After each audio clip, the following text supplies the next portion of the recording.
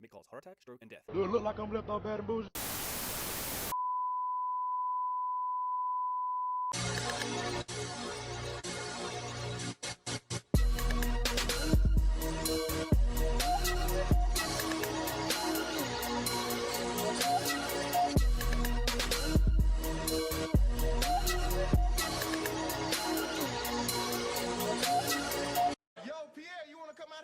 So this story takes back in place in Alabama. Let me paint for you what I see in Alabama. In Alabama, I have a bunch of family in my a big ass thing of family in Alabama. In this area where my family reside, you could have there's my grandpa's house. My auntie lives up the street. I got uncles and stuff that live down here and around the corner, and then I have cousins and stuff that live up this street. So this is all within this T, and then basically whatever outside in this neighborhood. Everybody in here is about kinfolk to the other person. But back in, I don't even know what year, but this is around the first couple times we went to Alabama because I was a kid at the time. My brother set me up when we were kids, so that's the only reason why I'm gonna let it slide. Cause if it was when we was older, like now, if he was doing this to me now, I'd probably choke him out. Probably punch him in the throat or something. I'd probably just end his life or something, but it wasn't then. So way back then, your girl was, when you were a kid, you look at other kids and you could just tell they kids because you looking at the sizes of them. So when you look at somebody, you go, oh, they like my height, so we should be good friends, right? So mind you, I don't know that these are my cousins. These cousins don't even know that I'm their cousin either, because it's like I'm from up north.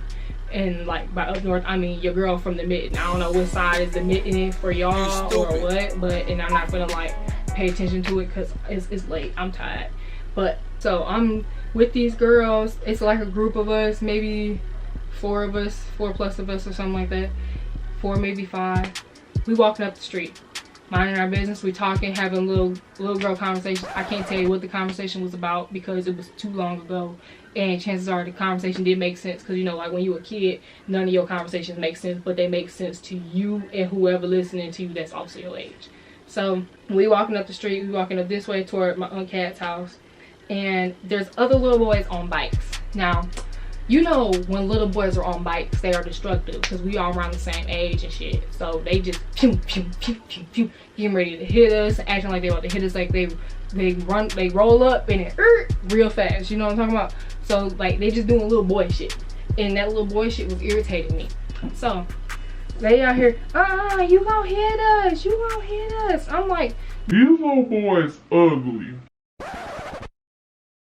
Now mind you, when you are young, if you little bitty insults that seem like it's nothing now, kids took to heart.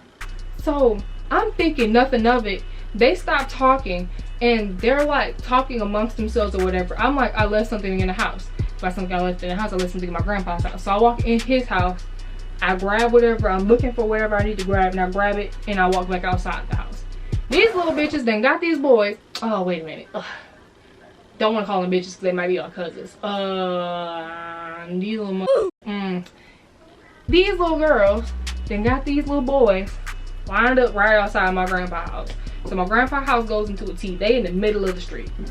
Just a little circle of boys. Just all of them that was on the bike. We all around the same age. It's like 4 or 5 of them on the bike. We about tit for tat for people in groups. So at this time, I have 0 clue where the my little brother Eddie's at all. I don't know where the he was at. He wasn't on no bike, I can tell you that. The nigga probably was in the house. I don't know.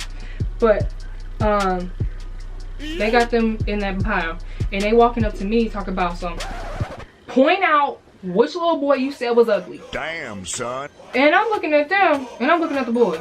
I'm looking at them and looking at the boys. Looking at them and looking at the boys. And I realized at this point in time, my even and odds ain't. I'm not on the good side of this spectrum. If I say something, everything could go back. They don't know me, and I don't really know them. They could jump me is what's going off in my head. I'm like, I'm about to catch the business from these motherfuckers here. I don't call them motherfuckers, y'all, because I'm about to catch the business from these people. I'm not trying to catch the business from nobody in no foreign state. You guys are not about to jump me. So I run my happy ass in the house. I done ran into the house, went to my parents' room where they were staying at, dove onto the floor, and your girl was staying there. I was in the house minding my business on the floor. And this is back when your girl didn't have no phone to entertain herself. So I just sat there. I just laid there on the floor. I'm like, I'm gonna count my blessings. I'm gonna be good. Ain't nobody can bother me from inside this house, because ain't nobody gonna come in and drag me out. So ain't nobody gonna do nothing to me. So lo and behold, my little brother, high yellow ass, comes into the room. Hey Eddie, this motherfucker looks at me and he goes, hey, they handing out candy in the outside. They handing candy outside. And I'm like, candy you say? Because mind you, back in them days, if you say you got candy, I am like, oh, bet we about to get some shit done. Because food, you know, I love me candy at the time. You could get me to do anything you want for some candy. So I'm like, oh shit, what type of candy they got? It is like Skittles, they got Hershey's chocolates out here, this, that, and the other. He's just listing off candies. I'm like, bet. So I'm following behind my brother happy as hell, because I'm thinking I'm about to get some candy. I'm thinking everything then blew over. Well, I was wrong as because when I walked outside, guess who greeted me outside? Them little bitches, them little girls, and the little boys. And I'm looking at them, looking at my brother, and I realized I am in trouble, and I'm about to get my butt whipped. And I realized it's time for me to run my happy ass back in the house. So I run my happy ass back in the house, and I didn't come back out at all. You couldn't get me to come out for nothing. My parents probably asked me if I wanted to go to the grocery store the next day, and I said no, because I wasn't trying to go outside. And just that little thing there, that's when I realized, before I even like ran in the house, when I was looking at them and looking at my brother, that's when I realized I got subbed by my brother. He was willing to get me jumped just so they could figure it out. They enticed this little boy to go in the house to come get me, and then and Eddie knows me well, so he's like, I know how to get her out. Candy, just tell her we got candy and I know she'll come out. That motherfucker trying to set me up, y'all. I was hurt. But it ain't no big deal, because we were young. He was dumb. And he wouldn't do it if it was happening. Now, my brother don't sell me out. So, shout out to growing up. Because don't nobody snitch on nobody. Most of the time. So, that was that.